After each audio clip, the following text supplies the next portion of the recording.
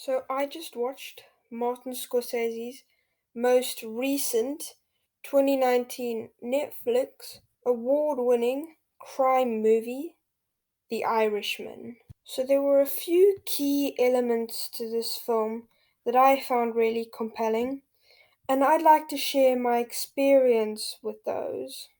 I was really moved by the characters and the regret that the main character, Frank, felt as he reflected on his life. And Frank is the main character of the movie, as I said just now. He's played by Robert De Niro excellently. The movie is actually narrated by him. You see it from his point of view, and you get the sense that he's a kind, like, honest man, but he's been caught in a confusing, violent world which required complete loyalty and frequent betrayal. And at the beginning of the movie, you see he starts to get involved in a bit of crime. Like, he's first alright, but he gets involved with the character Russ, who I'll talk about just now, played by Joe Pesci. Um, and Russ is involved in the mob. So um, Frank ends up getting involved with the mob, and it's quite sad. He becomes a mob hitman, and it's sad because he didn't want his life to be that, and it felt fine at the time, but he really regretted it afterwards. So it's quite sad. But his character, it's really complex. Normally, in real life, you'd say he's a bad guy because he's a hitman. He was a mob hitman. He's not anymore.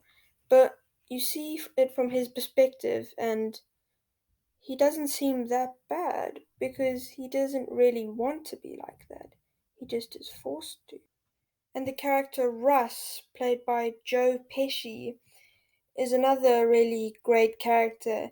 He's kind of an older guy, but he's kind of high up in the mob, and he's the one who kind of got Frank into the mob. And Joe Pesci is really good as Russ.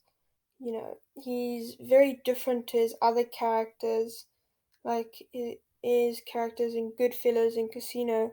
When those, he's quite a charismatic guy, kind of like Jack Nicholson's character in The Departed, which I reviewed on my channel. You should go watch my Departed review if you like this video. He's kind of like that in other movies. He's mostly known as being like that, especially in Goodfellas, like his character, the Tommy, I think was his name. But in this, he's very different. He's way more calm and quiet. Um, I describe him as quite ruthless, but you don't see it when if you immediately met him, you wouldn't see that he's like that, but he is actually like that. He's very calm and collective, and he's a very compelling character. And Jimmy Hoffa is another really great character played by Al Pacino. Al Pacino is in a lot of great mob movies, like Scarface or The Godfather. And I surprisingly haven't seen The Godfather. Um, but so Al Pacino, he's really good as Jimmy Hoffa. Hoffa is he's a very charismatic guy. He's around the same age as Frank, but um, Hoffa, he's very charismatic. He's overconfident and kind of reckless though, and I'd say Hoffa had quite a deep, real friendship with Frank. Despite this, Frank betrayed him in the most fundamental way possible. I also really liked the pace of this movie and the tone.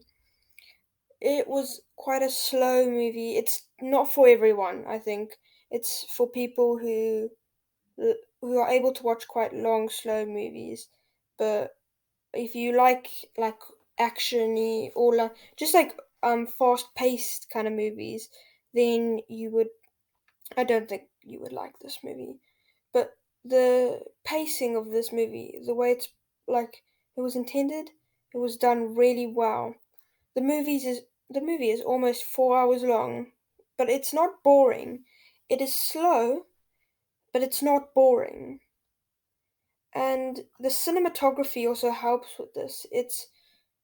It's like gray and kind of dull, but it doesn't make the movie bland. It gives it quite a good atmosphere for what Martin Scorsese was going for with this.